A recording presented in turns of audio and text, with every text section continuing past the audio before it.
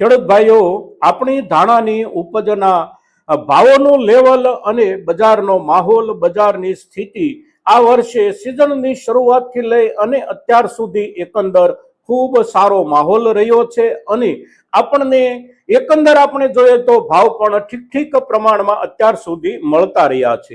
હવે આપણી ધાણાની ઉપજને લઈને આવનારો સમય જે છે એ સમય કેવો રહી શકે અને સમય જે કાંઈ રહેવાનો હોય, કાંઈ પણ બદલાવો આવવાના હોય તો એ બદલાવો સકારાત્મક બદલાવો આવે કે નકારાત્મક બદલાવો આવે અને બદલાવો આવવાના જે કાંઈ હોય એની સંભાવનાઓ કહીએ, શક્યતાઓ કહીએ તો એનું જોડાણ જે મુદ્દાઓ સાથે હોય એ મુદ્દાઓ એટલે ધાણાની આપણી ઉપજનો અત્યાર સુધીનો જે કાંઈ હવે બચેલો સંગ્રહ હોય એ સંગ્રહ ઉપરાંત બજારની જરૂરિયાત અને આપણી નવી ઉપજ અને અત્યારનો સમય વચ્ચેનો જે સમયગાળો બાકી છે, આ બાકી રહેતા સમયગાળાને આપણે સમયના હિસાબથી જોઈએ તો જે ચિત્ર આપણી સામે અત્યારે સાંકેતિક રૂપમાં ઉપસી રહ્યું છે એ ચિત્ર કેવું ઉપસી રહ્યું છે એની ચર્ચા એટલે આપણી ધાણાની ઉપજની આવનારા સમયના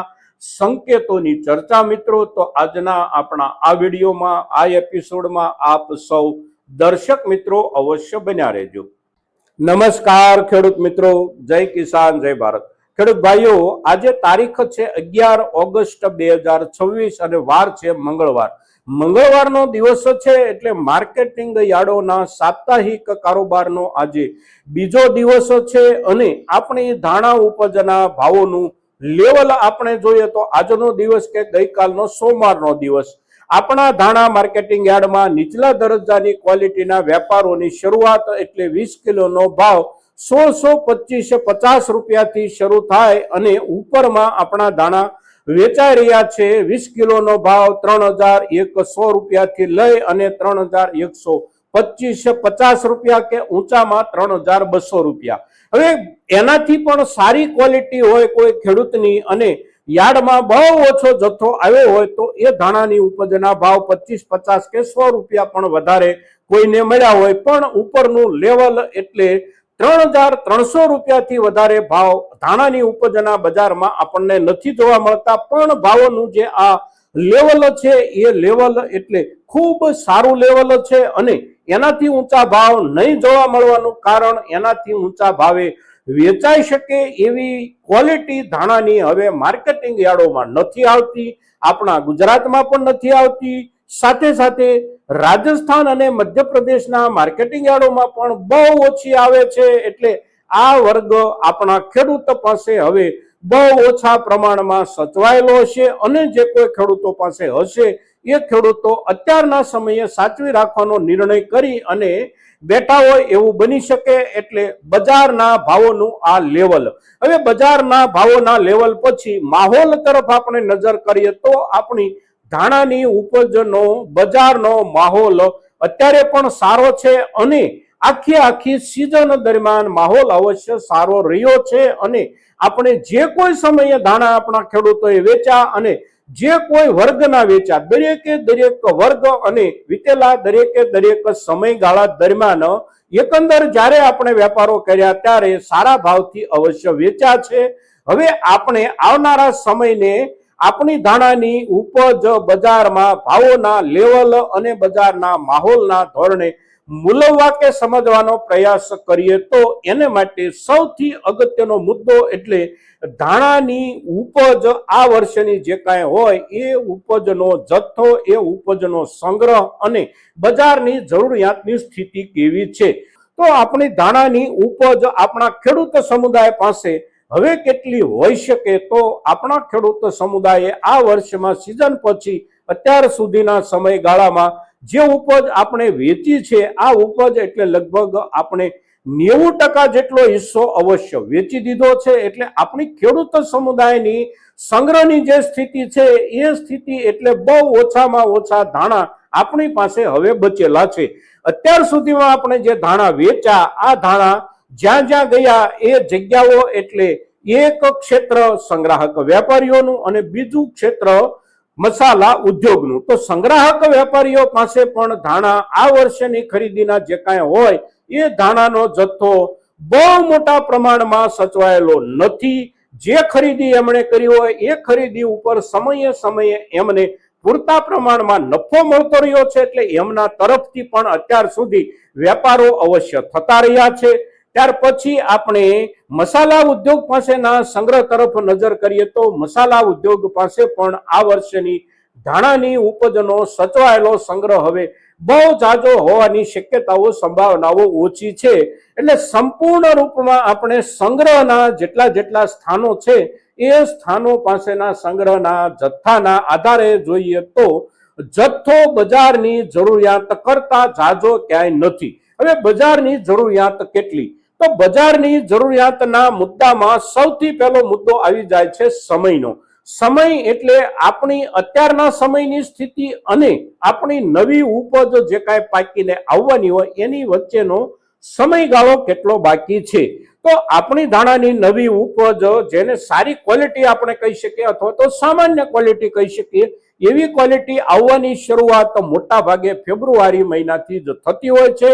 અને ફેબ્રુઆરી મહિનો આવે એને હજી ઘણો લાંબો સમય બાકી છે. એટલે કે આજે આપણે જ્યારે વાત કરીએ છીએ ત્યારે આપણે ઓગસ્ટ મહિનાના બીજા અઠવાડિયામાં છીએ.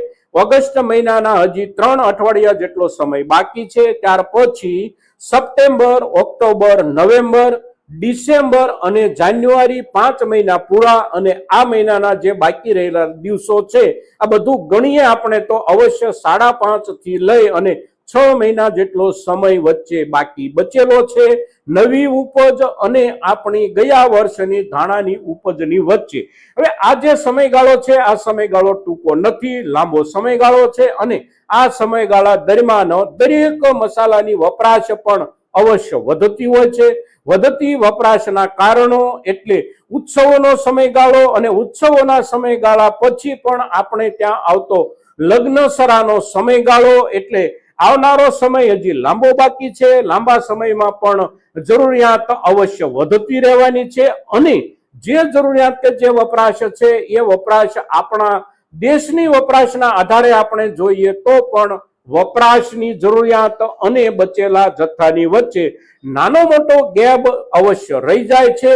તદ ઉપરાંત વિદેશ વેપારમાં જતા જથ્થા તરફ આપણે નજર નાખીએ તો ધાણાની ઉપજ આપણા દેશમાંથી જે કાંઈ નિકાસ થતી હોય એ નિકાસ દર વર્ષે જે કાંઈ થતી હોય એ પ્રમાણે તો અત્યારે આ વર્ષ દરમિયાન પણ થતી રહી છે, આવનારા સમયમાં પણ થશે જ અવશ્ય. એટલે નિકાસ વેપારમાં જે કાંઈ જથ્થાની જરૂર હોય એ જથ્થો ઉમેરીને આપણે વિચારીએ તો ધાણાના સચવાયેલા જથ્થા અને હવે પછીના સમયગાળાની જરૂરિયાતની વચ્ચે અંતર અવશ્ય રહી જાય છે. અને અંતર જે કાંઈ રહી જાય છે એ અંતર કોઈ પણ બાજુથી સંપૂર્ણ રૂપમાં પૂરાઈ જાય એવી શક્યતાઓ નથી. બજારમાં ચર્ચાઓ કાયમ માટે થતી રહી છે કે આપણા દેશમાં ધાણા આયાત થાય તો આયાતની અસર થઈ શકે.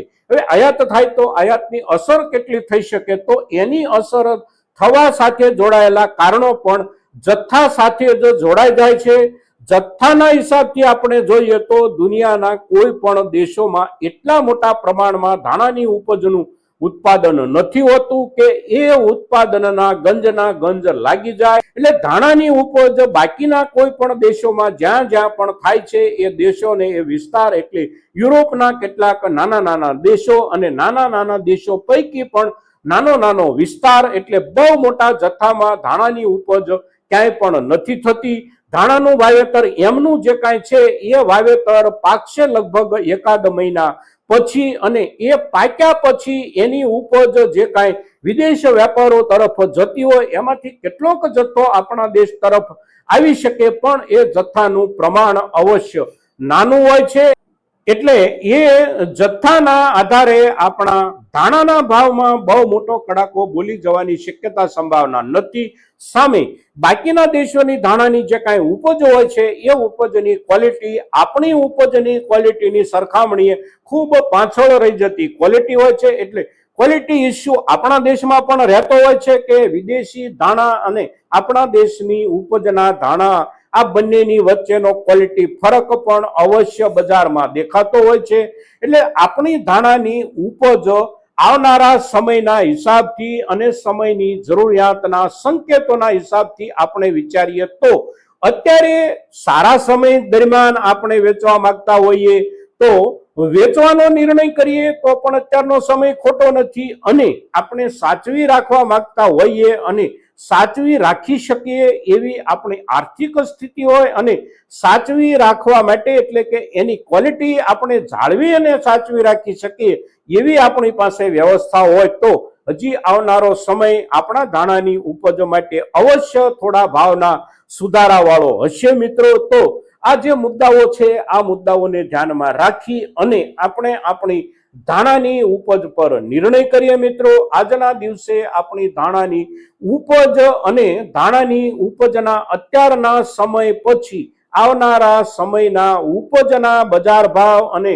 બજારના માહોલના શક્ય સંકેતોની જ્યારે આપણે ચર્ચા કરીએ છીએ ત્યારે આપણા મહત્તમ ખેડૂતો માટે આ ચર્ચા બહુ મહત્વની છે અને તેથી મહત્તમ ખેડૂતો સુધી આપણી આ ચર્ચા પહોંચે એને માટે આપ સૌના પ્રયાસો, આપ સૌના સહયોગની અપેક્ષા સાથે જય કિસાન, જય ભારત।